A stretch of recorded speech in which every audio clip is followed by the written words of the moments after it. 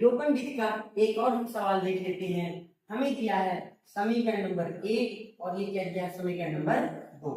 आप यहाँ देख रहे हैं 2x प्लस 3y बराबर क्या दिया है आपको यहाँ पे 11, 5x plus 2y equal to क्या दिया है 22।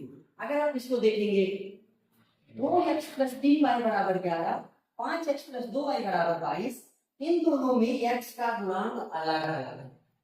जब भी आपके समीकरण में x का गुणांक अलग अलग रहेगा तो आप क्या करेंगे, जो समीकरण नंबर 2 है उसके x का गुणांक जो भी आएगा उसका समीकरण 1 में, और जो समीकरण 1 है उसके x के गुणांक को समीकरण 2 में गुणा करेंगे और घटाएंगे।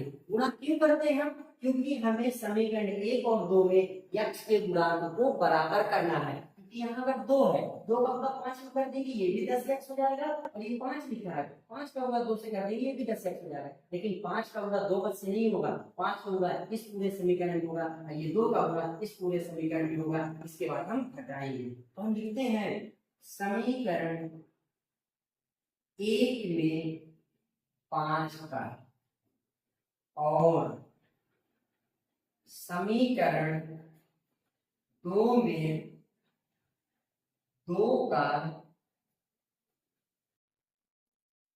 गुणा करके घटाने पर। हमने समीकरण 1 में 5 का गुणा और समीकरण 2 में 2 का गुणा करके घटाना है। तो समीकरण 1 में करिए 5 का गुणा 5 दूनी क्या हो जाएगा आपका 10x, 5 का 2 से हुआ तो 10x, 5 का 3 से हुआ तो 15y, 5 का 11 से होगा तो आपका क्या मिल जाएगा 55। ये समीकरण आपका क्या मिल जाएगा। 2 का समीकरण 2 में होगा तो 2 का 5 से होगा तो 10x, 2 का 2 से होगा तो आपका क्या हो जाएगा 4y, 2 का 22 से होगा तो क्या हो जाएगा आपका 44। ये समीकरण नंबर क्या हो गया। अब इन दोनों की किसकी बात की हम, घटाने की बात की। तो आप यहाँ पे देखिए ये प्लस में है ये माइनस हो जाएगा, ये प्लस में है किस में हो जाएगा माइनस में, और ये भी प्लस में है तो कैसा हो जाएगा माइनस में। फिर मैं बता रहा हूँ समीकरण 1 में साइन नहीं बदलेगा, मतलब अगर ये प्लस में है तो प्लस रहेगा, ये प्लस है तो प्लस रहेगा, ये प्लस है तो प्लस रहेगा।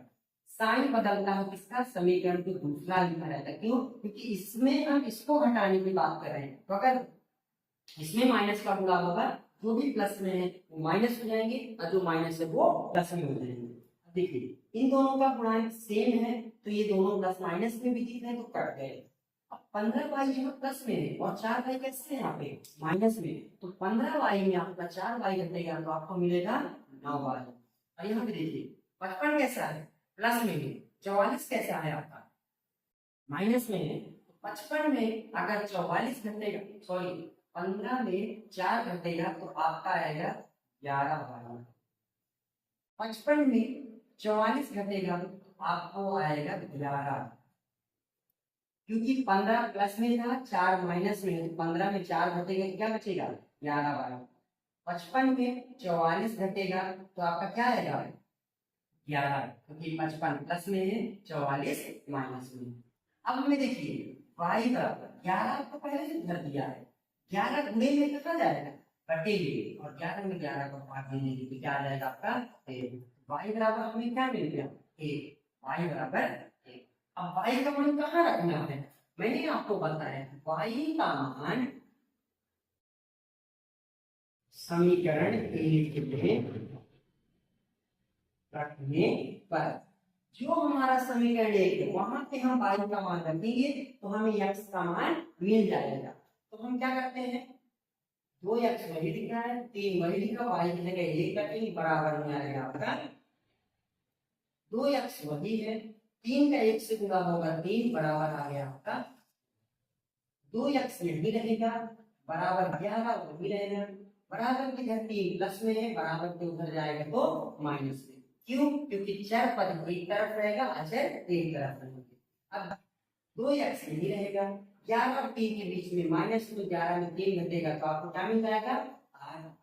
2x बराबर 8 है तो x बराबर 8, 2 गुणे में कहाँ आएगा बटे में। अब 8 पे बटे में 2 है तो 2 का 8 में भाग देंगे तो 2 चौको 8 आ जाएगा। x बराबर क्या मिलेगा 4। हमें x का मान यहाँ 4 प्राप्त हो गया और y का मान हो गया। वही चीज हम लास्ट में लिखते हैं, अतः x बराबर आपको क्या मिल गया और y बराबर क्या मिल गया, यही हमारा। एक बार और देख लीजिए, जब भी हमें समीकरण दिए हैं उन दोनों समीकरण में x का गुणांक अगर अलग अलग है तो जो समीकरण 2 में गुणांक होता है x का, उसका समीकरण 1 में गुणा कर दीजिए, और जो समीकरण 1 में x का गुणांक होता है उसका समीकरण 2 में गुणा कर दीजिए। गुणा करके घटाना है, तो हमने ये जो 5 था इसका होगा समीकरण 1 लिख दिया, यहाँ 10x आ गया, 5 जाए 15 आ गया, 5 का 11 से 55 आ गया, 2 का गुणा 5 से तो 10x आ गया, 2 का गुणा 2 से हुआ तो 4y आ गया, 2 का गुणा 22 हो गया तो 44 आ गया। अब आप देखिए हटाने की बात की है कि जो प्लस में है वो माइनस हो जाएगा, तो माइनस में है तो वो प्लस में, इसमें सभी संख्याएं प्लस में दिख रही है। देखिए सभी तीनों कैसे हो गई, माइनस में। 10x प्लस में था, 10x माइनस में तो कैंसिल हो गए। 15y प्लस में है, 4y माइनस में, तो 15 में 4y माइनस हुआ तो 11y आ गया। 55 में आपका 44 घट गया तो कितना आ गया, 11 आ गया। 11y के गुणे में था वो घटे में जाएगा, 11 का 11 में भाग दे जो क्या आ जाएगा, y का मान 1 मिल गया। जो भी y का मान आएगा उसको समीकरण 1 में रखना है, y का मान समीकरण 1 में रखने पर समीकरण 1 है 2x + 3y = 11। तो ये देखिए 2x वही लिखा हुआ है प्लस 3 वही लिखा हुआ, y की जगह क्या रख दी 1 इक्वल टू क्या दिया है 11। अब 2x वही है, 3 का 1 से मल्टीप्लाई हुआ तो 3 इक्वल टू 11 वही लिखा हुआ है। 2x आपका देखिए वही है इक्वल टू प्लस 3 का बराबर 2 से हो गया तो कैसा हो गया माइनस का 3 हो गया। 2x वही है, 11 में माइनस का 3 हुआ, सब्ट्रैक्शन हुआ तो 11 में 3 घटा तो 8, तो 2x बराबर क्या मिल गया 8, 2 गुणे में है बटे में जाएगा, 8 में 2 का भाग देंगे 4 आएगा, x का मान क्या आ गया 4, अतः x बराबर क्या आ गया 4 और y बराबर क्या आ गया 1।